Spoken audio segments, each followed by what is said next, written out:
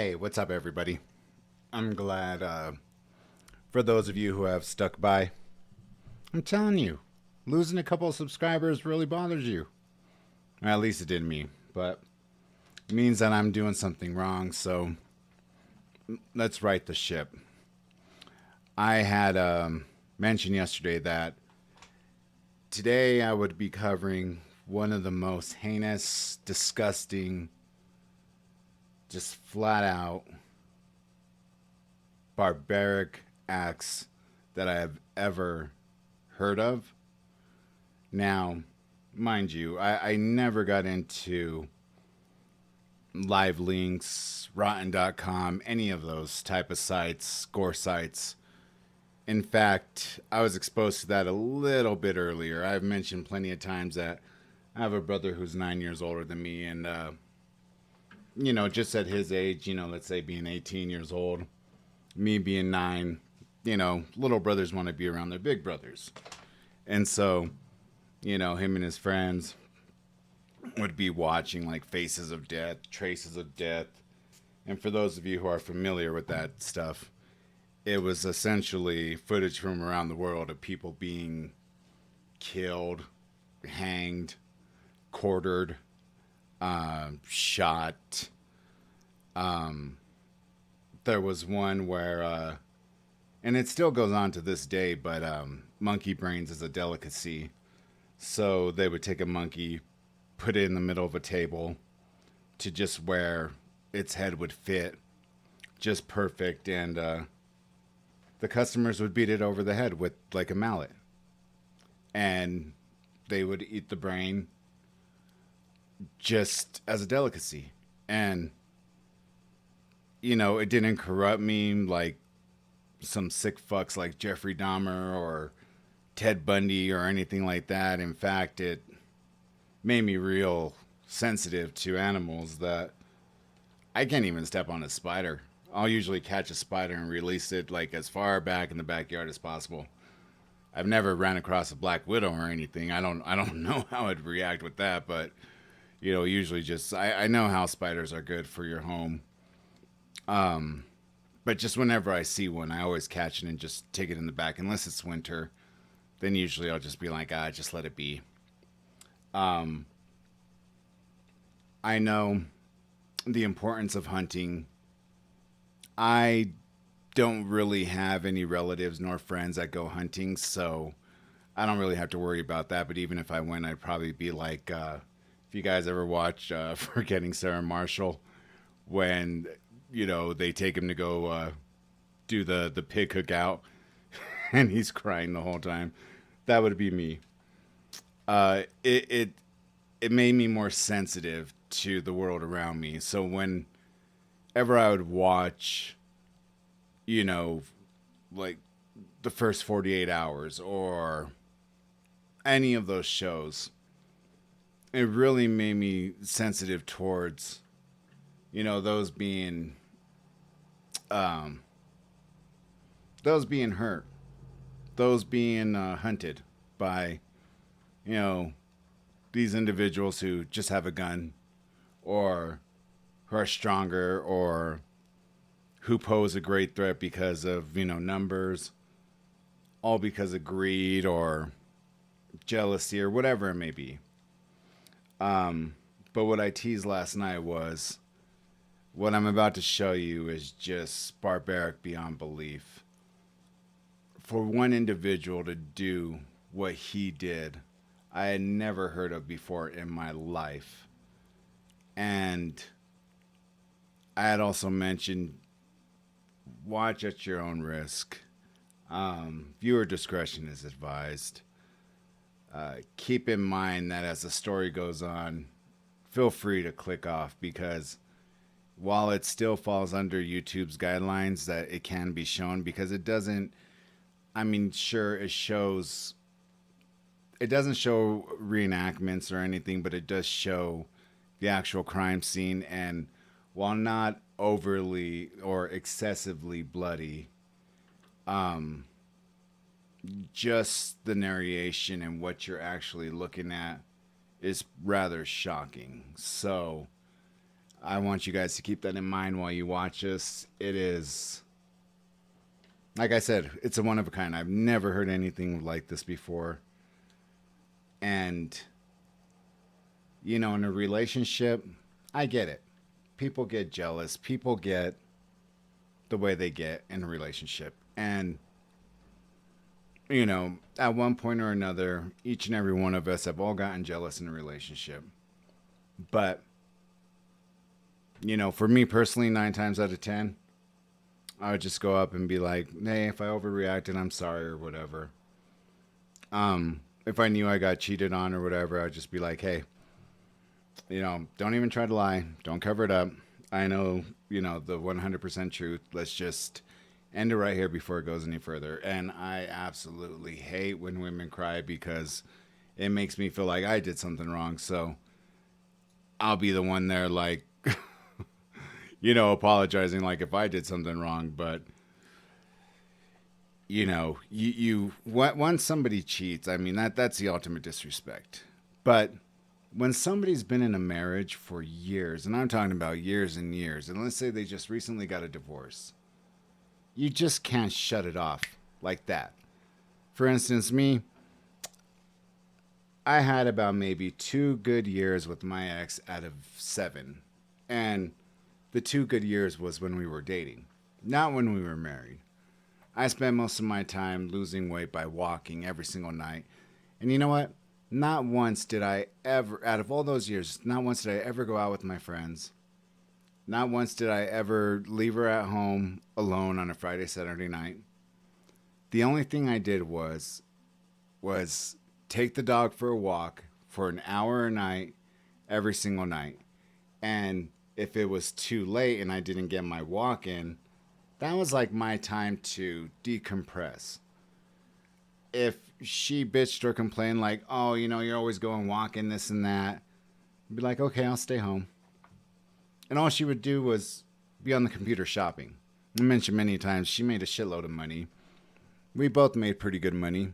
We were both working for the government. But when I got paid, she's like, oh, give me your money. And there I was, sadly to say it, but, whenever I was short of money, I was raised not to ask women for money. And to even ask her, hey, would you mind picking up some pop on your way home? No. Hell no. I'd wait till she get home. Hey, babe, can I have the debit card? Why? Well, because we're short on pop and, I need to go pick up, some new shoes or something. Well, I didn't budget it in our spreadsheet. And she was an accountant. So the only thing I'll give her is that she got my credit up, but she also fucked it up beyond belief.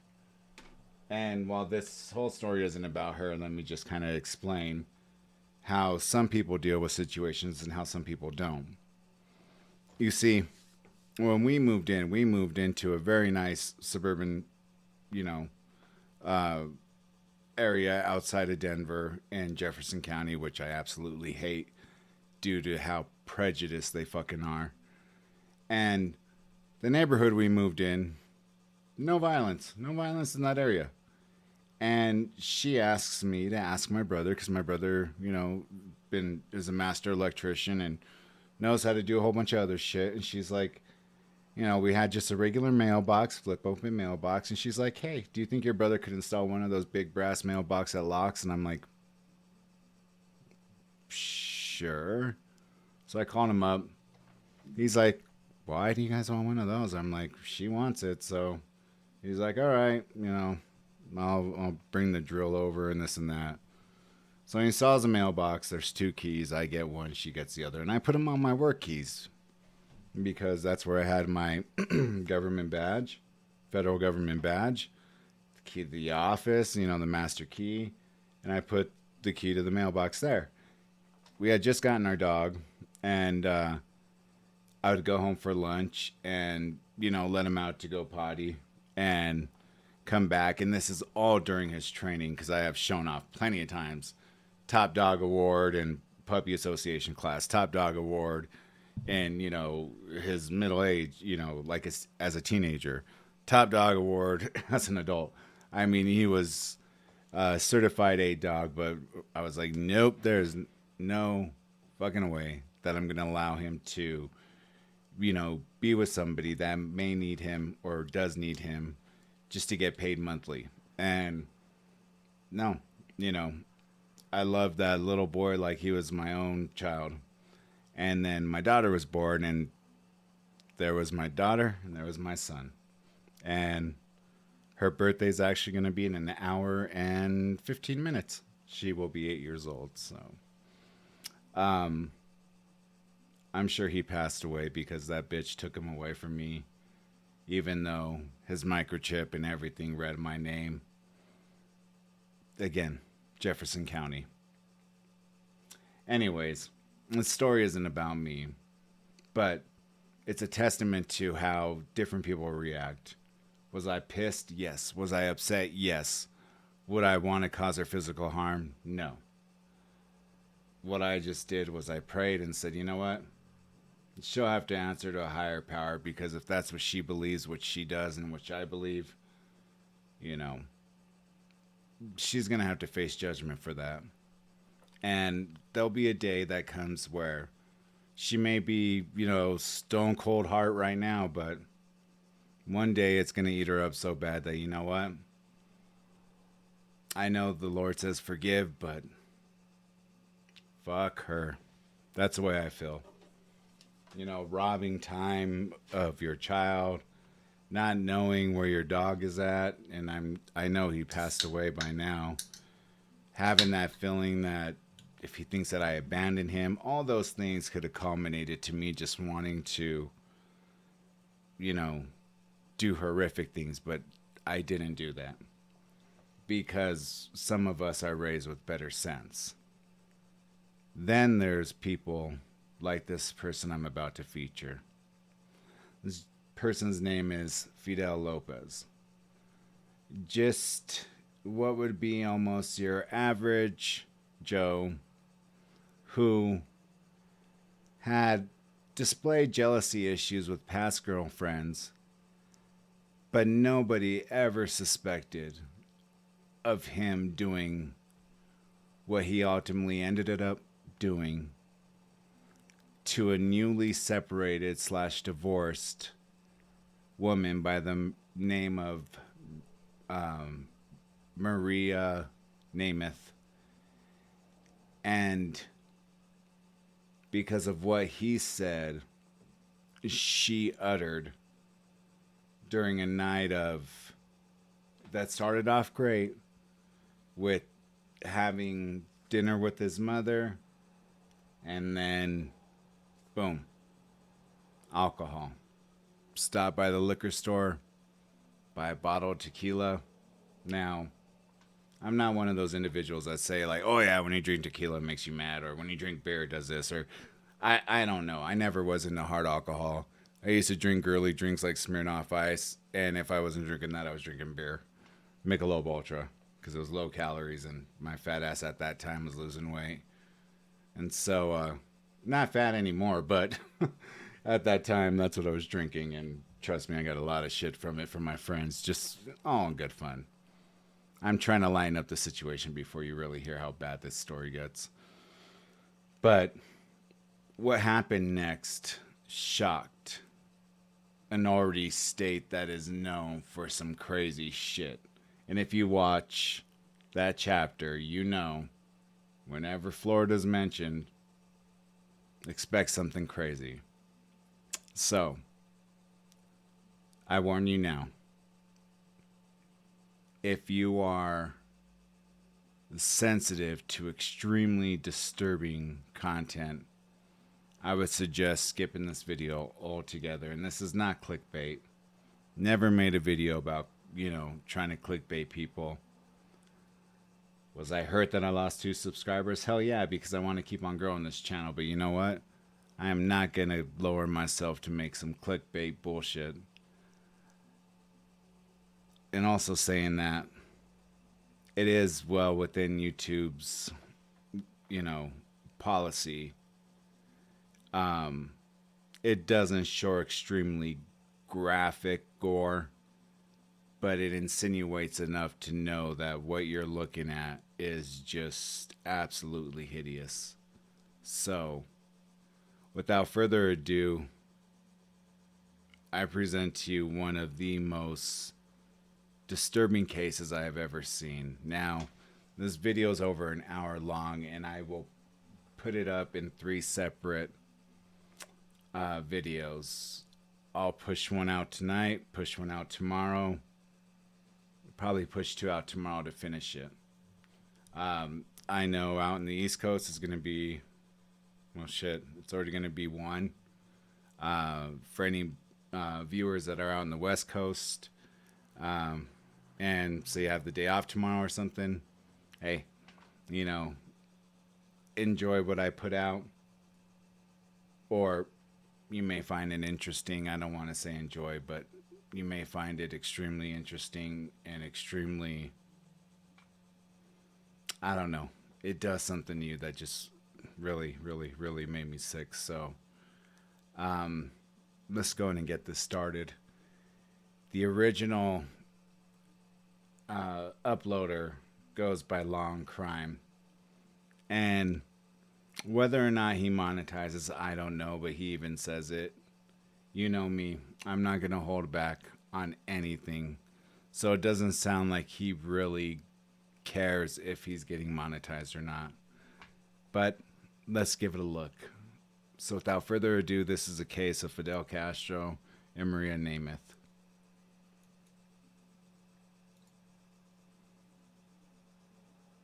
The following program contains distressing themes. Viewer discretion is advised.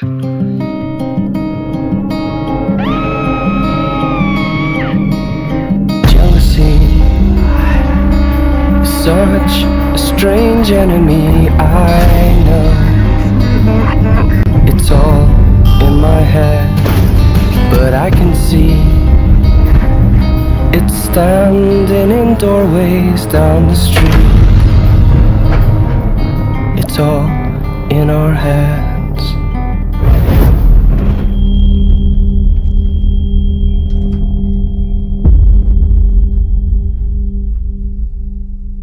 Could you hurt the person you love the most?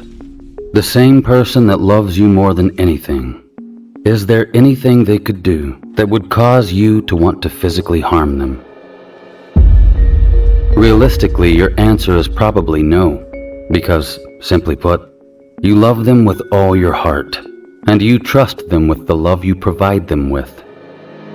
A love that's often returned in mutual favor. A love that's unconditional and expressed through various acts of both mental and physical displays of affection. A love that evolves, escalates, and echoes through time without limits and without any constraints. No reasonably sane person would ever want to deliberately inflict pain on someone they truly love. But what happens when the person you think loves you the most does the most unthinkable thing? What happens when love rages violently at arm's length, and true love becomes true horror? I'm Mr. Black, and this is one of the most brutal cases I've ever had to research. You know how this works. I don't hold back on the details, and I come down hard upon the heads of those who steal life in cold blood. I am not unbiased. In most cases, my sympathy is reserved only for the victims and their families. That will never change. There is no mercy for evil on my channel, and the evil that you're gonna learn about here is unspeakable. If you're uncertain about proceeding, run, because you won't get another warning. This is the disturbing truth about the monster in Fidel Lopez.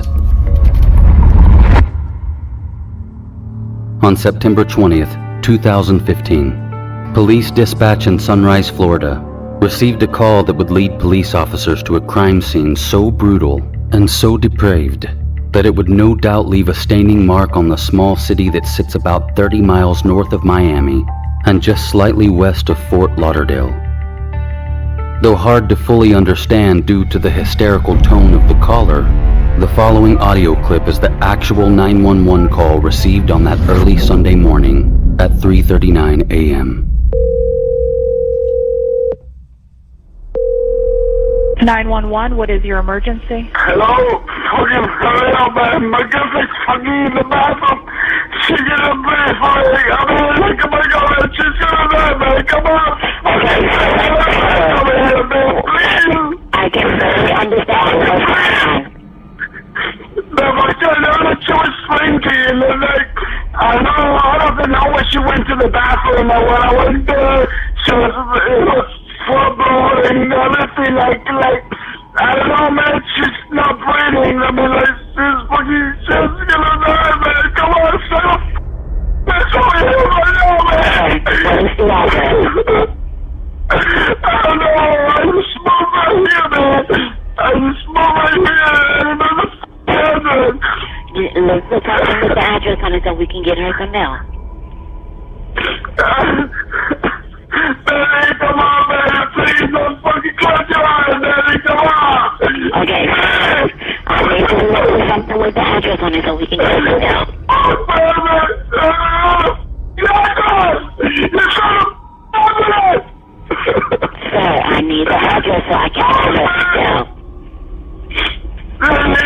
Listen, I'm right. I don't know, it's just to be outside with the dominant scammer. I don't care. She was here. She just rented the apartment with me. She was here. She's a sister money in this fucking okay. I don't know, man.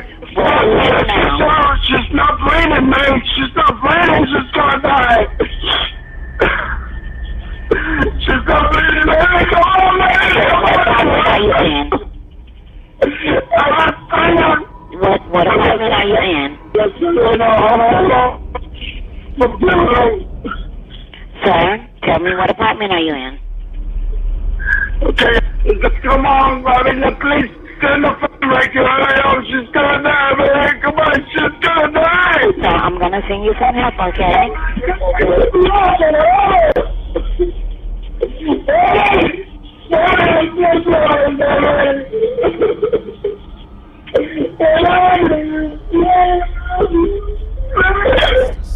Sir, stay with me. I'm gonna send you help, okay?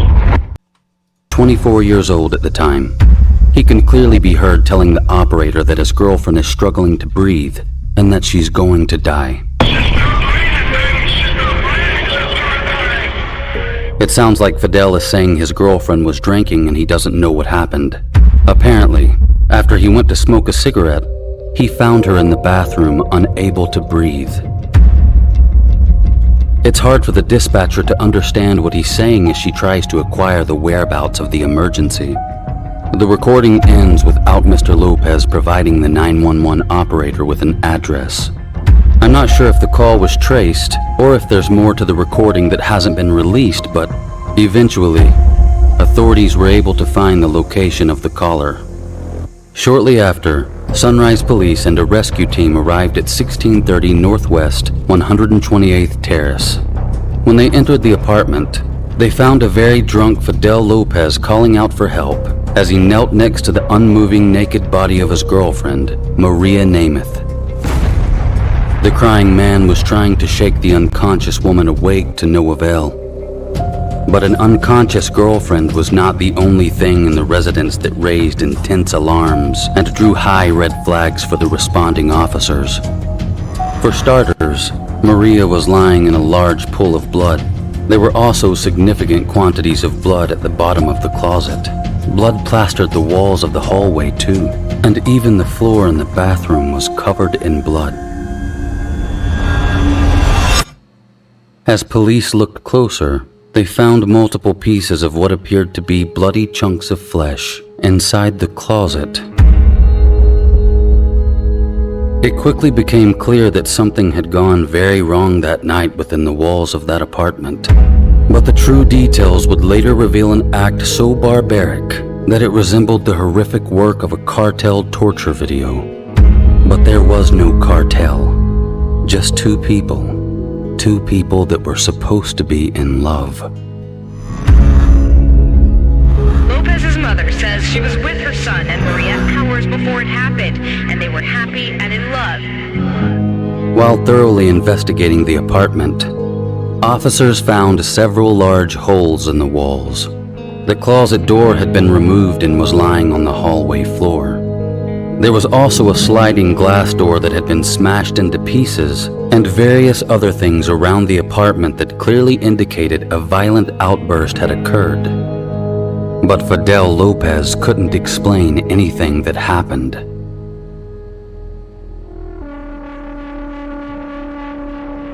Maria Nemeth was pronounced dead at 4:02 a.m. According to the medical examiner's report, she died from blood loss due to being eviscerated. The definition of eviscerated in this context is when you disembowel or remove the organs from someone's body. The cops had a lot of questions for Fidel Lopez, and he was quickly taken in for questioning. It was quite clear that they were treating him as a suspect and what they already believed was one of the most brutal murders in U.S. history. Maria Nemeth was 31 at the time of the incident and had been with Fidel Lopez for about a year. Fidel told police that he had met Maria at a nightclub while he was still living with the mother of his two young children. Maria had recently separated from her husband after 8 years of marriage and, according to Lopez, the two hit it off well. As the couple became exclusive and their relationship intensified, they decided to move in together. At the start, they lived with Fidel's family in Hollywood, Florida while they looked for a place of their own. They finally found an apartment in Sunrise where Maria was the leasing manager.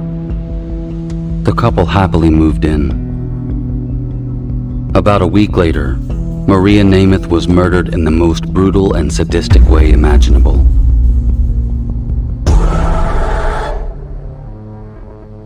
On Saturday, September 19th, 2015, Lopez finished his work as a mechanic at Florida 595 truck stop and went home to meet Maria for dinner. It's reported that she prepared chicken, rice, and beans before the couple left to go share the meal with Fidel's mother at her house in Miami. Fidel's mother testified during the trial that the couple seemed happily in love that night. Nothing at all appeared out of ordinary to Fidel's family. After leaving the Lopez family residence, Maria and Fidel stopped by Chili's restaurant near their apartment for margaritas. When they left the restaurant, the couple dropped into the ABC Fine Wine and Spirits store, where they purchased a bottle of 1800 Reposado tequila before finally heading back home for the night. The couple hadn't purchased furniture for their new apartment yet, so they used a couple of cardboard boxes as tables. They cut limes and did shots of tequila as they listened to music on a cell phone. Everything seemed to be going great, and the evening was, by Fidel's account, going just fine. Over half a bottle of tequila later, something turned in Fidel Lopez that caused him to fly into a rage. He openly admitted to shattering the sliding glass door, punching holes in the walls, and even ripping off the closet door. He remembered all that but claimed he was too drunk to remember what caused him to explode. Nevertheless, he told investigators that he and Maria made up before proceeding to have rough sex in the closet. Later, he claims that the pair somehow ended up in the bathroom where Maria needed to throw up, and that's when he said he left Maria to go smoke a cigarette outside. But when he came back, he said she stopped breathing. Even though Fidel Lopez immediately volunteered to go in for questioning, detectives weren't buying his BS story.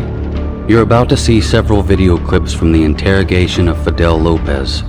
Due to both his accent and the audio quality, I've taken the liberty to provide you with subtitles for a portion of the clips, but I'm hoping that you'll adjust to the sound and accent so that when the subtitles disappear, you'll be able to follow along with what's being said via sound and video alone.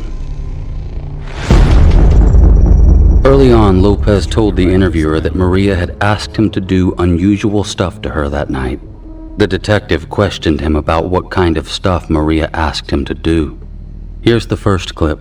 So explain what kind of stuff was she asking? What do you mean with the I mean, first she started talking like something like, you know, like I was uncomfortable with it, you know, like one day I want you to put a bottle on my pussy, you know. Sorry, I'm just talking right now with you guys. Yeah. You know, I want you to be open, and I respect her, and absolutely, and you know. You're not disrespecting her. You're just telling us what she told you, what she wanted you to do. You know, and It's not disrespectful.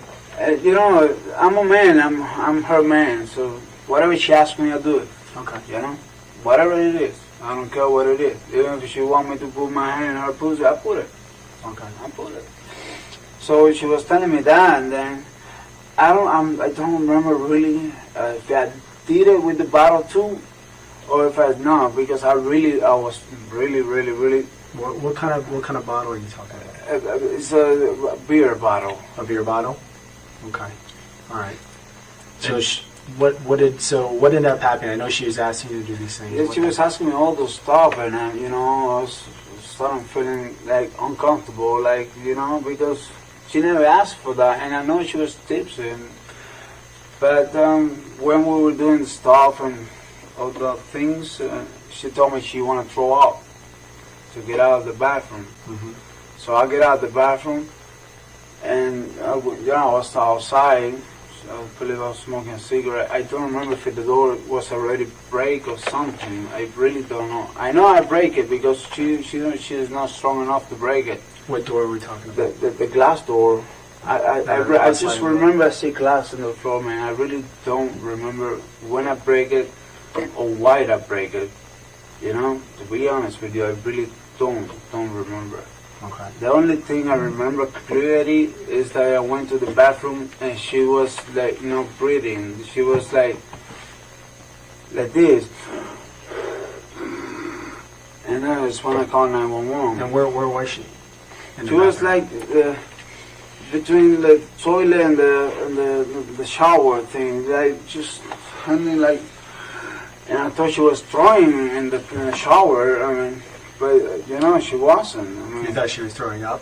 I thought she was throwing up, but you know, I don't hear any noise. So I knocked the door. She announced it, and I'm getting straight to that she wasn't breathing. You know, she was constant. She was talking to me. Yeah. You know, but you know, one moment I get so nervous and scared, and then I get the phone and call 911 because she was getting worse and worse. Now, when you called 911, was she still breathing? No, man, she wasn't. She wasn't breathing. She wasn't. I was trying to give her CPR, man. I remember I was kissing her and put some air in her stomach. Was like up and down, man. And then she wasn't breathing. I mean, I don't know when somebody is dead or not because I've never seen their body before. Okay. I You mean, said when you first went into the bathroom and you saw her, she was breathing. She was breathing. She was conscious. All right. She was a. And that's what I call 911. And where was she in the bathroom again? She was like in the toilet, between the toilet and the shower. Okay. Is it a shower or a bathtub? Yeah, a bath. So it's not just like a jacuzzi. Like, okay, you know. so it's not just a stand-up shower. No, if you want to no. take a bath, you could take a bath in it. Exactly. I'm sorry. I mean, I don't know how to say that. No, that's okay. Yeah, That's it's okay. like a. Was she in the tub? No, I was trying to put her there, but I couldn't lift her up. Man, I was strong, and I don't want her to hit her head or hit something or something. You know? Right, sure. You know. And but the last thing I do is just put some cold water on her face. I open the shower. Okay. I put some cold water on her face to see if she reacts, and I start, hey, baby, you okay? Baby, you okay? I start screaming like a motherfucker, and nobody here. You know, I don't know. Neighbors might be hear me scream. Okay. I was screaming for help. Right. Is that what you were screaming? Is help? Yeah, I was screaming for help, man. Screaming anything else? No, man. I was just, baby, why you do this to me, baby? Wake up, baby. Help. Right. You know, because I don't know the address. Sure. I call 911 and tell them, hey, reach my number or something. I don't know how do you guys work. I mean, like, I know you guys still have the system, you know where the call come from, but, you know. So when you say that you dialed 911 the first time, and you're screaming during that time, Okay, I was, what? Were you screaming? You called 911 the first time? I called 911 the first time. Yep. Okay. Did you actually speak to somebody? I speak to somebody. Okay. I spoke to somebody, but she was asking me, where are you? I just, I was so nervous that I just took the phone. Maybe I was the one that threw the phone away and put it away. Then stop, baby, and scream at her because I was so nervous. I really don't have the patience to deal with the address that I don't know. I know my girl is dying right there, man. You know what it is? And when I was gonna call for second time, that I find the phone, I went outside and I see the police and everything. Okay. But that's what happened, man. What kind of sexual acts did you perform tonight? What did you guys do? What I can tell you, I didn't came. Okay. That's one thing I can tell you for sure. For sure, I didn't came. Okay. I don't know. I was wrong. She was wrong. She was telling me for me to do stuff that I never done before with nobody, especially with her. I want you to tell me what kind of things. Because You're saying she's asked you to do things. I want you to explain. She want me to put my arm in her pussy, and stuff like that. Okay. And what type of things did you do? I know she's asking you. What did you actually do? Everything she told me to do, I do it. Okay. Which is what? What did she ask you to do? I put my arm in her pussy. I put my dick in her pussy. I believe I got the bottle. It was a small bottle. It was like a beer bottle or something like that. That she want me to put there too. I just tried to make her happy, whatever. I understand. But she was constant. She was not. She wasn't like knocked out or something like that. I would never do that to my girl. Knocked out. That's not me, man. That's not me. But once when we were doing the thing with the arm, that was the last thing. She was telling me, I need to throw up. I don't feel good, or something like that. Where did this take place? Huh? Where was this when that happened? In the bathroom. You were in the bathroom. We start from the like. I think we start in the closet. I know we have sex. I know I put my arm in there. I know I put a bottle. But to be honest with you, details like that, I cannot tell you, man. I was drunk just like her. Okay. I was drunk just like her. Okay. But I know we went to the closet too. I don't remember when or where or how, but we went to the closet too. We were all around. Like what was going on in the closet? Same thing, sets, and I believe the bottle thing starts there or something like that. What other kind of things did you put inside her vagina? That's just the bottle, my arm, my dick. That's it. That thing, that's it. She was crazy, man, and I was crazy too. When we both were drunk. I mean, like, I liked sex, she liked sex. Now, have you ever done anything like this before? No, man. Has she ever asked you to be honest with you? Before? No. That's what I was kind of surprised today. That's what I was kind of like little surprised today because we had to get drunk together. Okay. But she never asked for that. But today she did it. I mean, I don't know because she drank too much. Okay, the first time I see her like drunk like this. Yeah. The interrogator asks Fidel about an argument he said he and Maria had when the pair got home on the evening in question. Fidel claims that Maria told him that one day she wants him to put a bottle inside of her. He stated that this made him feel a little low at the time because he thought he was unable to satisfy her himself. Lopez claims he knew Maria was drunk, but he stated that sometimes when people are drunk, they say the truth. From there, he tells detectives that a verbal confrontation ensued. He claims he calmed Maria down, and then they continued to listen to music as they did more shots of tequila. At some point, a glass became shattered. Fidel says he has no recollection of when this happened. The detectives decide to dig deeper into the details of the argument between Nemeth and Lopez. So the argument was, you were kind of upset she was talking about your manhood? You thought that maybe... No, not really. I wasn't upset at all. I mean, I just feel a little like down, but not upset because, I know she was drunk and tipsy or whatever, and I was the same. Yeah. And, me and her, before when we were drink, I was, not the violence we heard, but I have to, my violence, I have to hit it with something else, the wall, the car, or something. Okay. I'm that kind of person. Not just with her, and I'm not drunk, sober. Even when I'm sober, the same person. Never hit her, never touched a I know woman you talked about the before. broken glass. Is there other things that you hit or broke tonight? In my mind comes the computer, comes the laptop. I believe I see the laptop somewhere on the floor, like the laptop is the keyboard is plug and unplugging. Okay. I see it on the floor somewhere. I don't know if I throw it or just go to the floor. What about doors or anything like that? There's some damage to the doors. I don't remember. The investigator inquires further about the damage found in the apartment. Fidel Lopez admits that all the damage they saw occurred that night and was caused by him. When asked why he caused all the damage to the apartment, he states that he doesn't know and he can't remember. He knows he was the cause of the damage, but he can't seem to figure out exactly what made him so angry. Then suddenly he mentions that maybe it was because Maria mentioned her ex-husband. However, he goes on to further state that he doesn't believe that this was the cause of his anger. When Lopez is asked exactly when he thinks Maria passed away, he states that Maria told him to get out of the bathroom because she wanted to throw up, but at that time, he believed she was okay.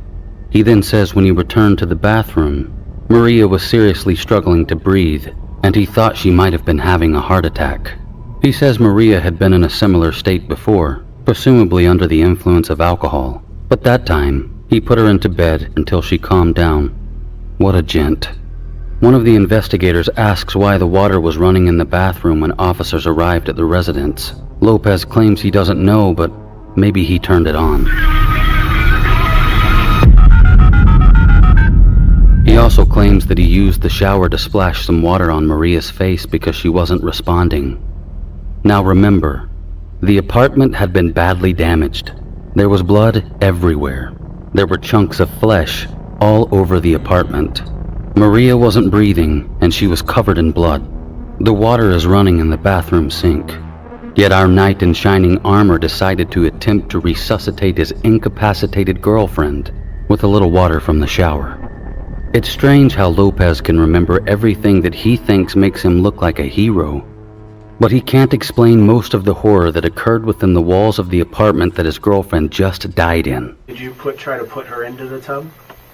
I tried to, but she was like, I was wrong and I don't want to hit her, so I just put her like next to the right in the middle of the door. When you get into the bathroom, you just put her there, Mm-hmm. and and trying to give her a CPR. I don't even know how to give a CPR, but she wasn't breathing at all. She was with her eyes like open but not moving. I mean, I was scared, man, and I was waiting for police or Reagan to go over there, man.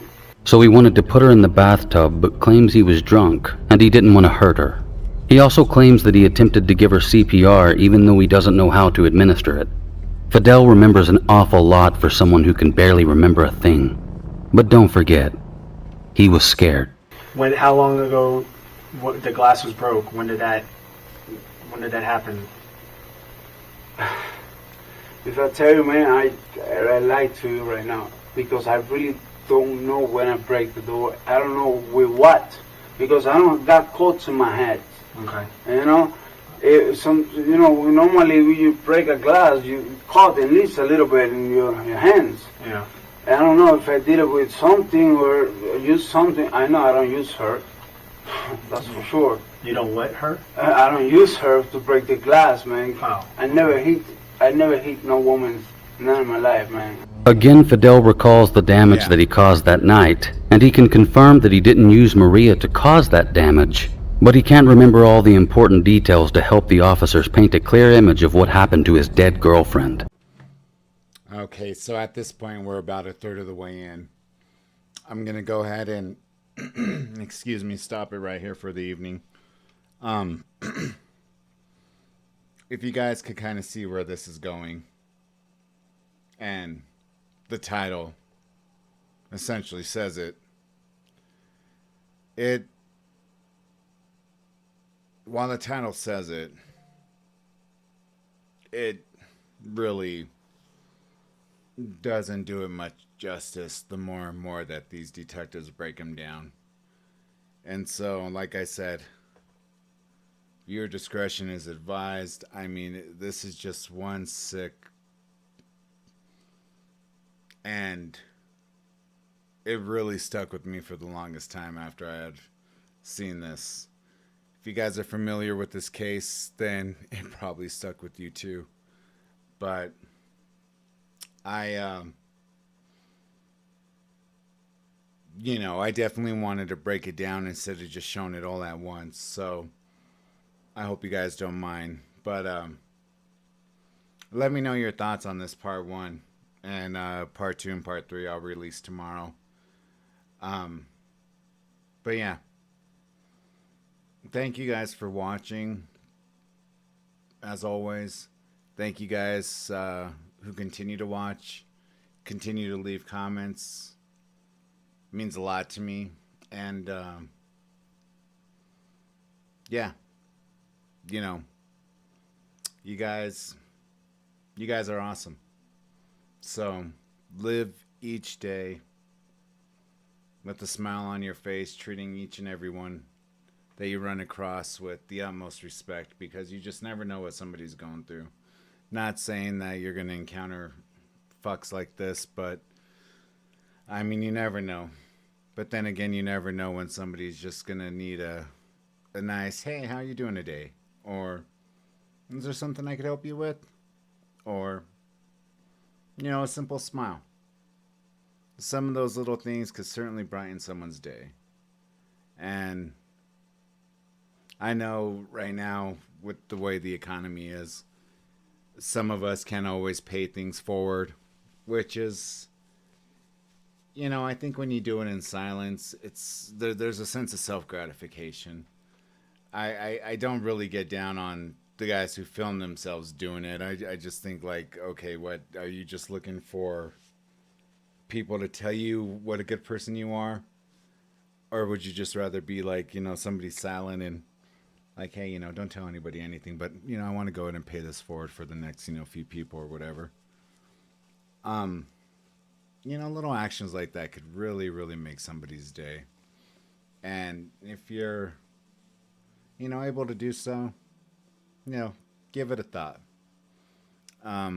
If not, like I said, just a simple hi, simple smile, simple nice gesture, holding the door open for somebody. Little things like that could really make a difference in people, especially if they're having, you just never know what people are going through. So, I appreciate you guys watching this. I don't mean to try to get you into any type of clickbait. It's 12 o'clock here in Denver, Colorado. And I know, on the East Coast, it's a lot later than that. So I appreciate anybody who was taking the time to watch us this evening. If not, give it a look-see tomorrow. And I know, you'll definitely find it interesting, saddening that there's actually individuals like this out here in this world. But please, don't only take care of yourself, but look after those around you. And as far as everyone who subscribes to me, friends, family, guys are always in my thoughts, and I wish nothing but the best for you guys. So until next time, peace. Have a wonderful evening. Have a wonderful morning. Have a wonderful afternoon. Have a wonderful day. And I will see you tomorrow with the remainder of this this disturbing case. Until next time, good evening.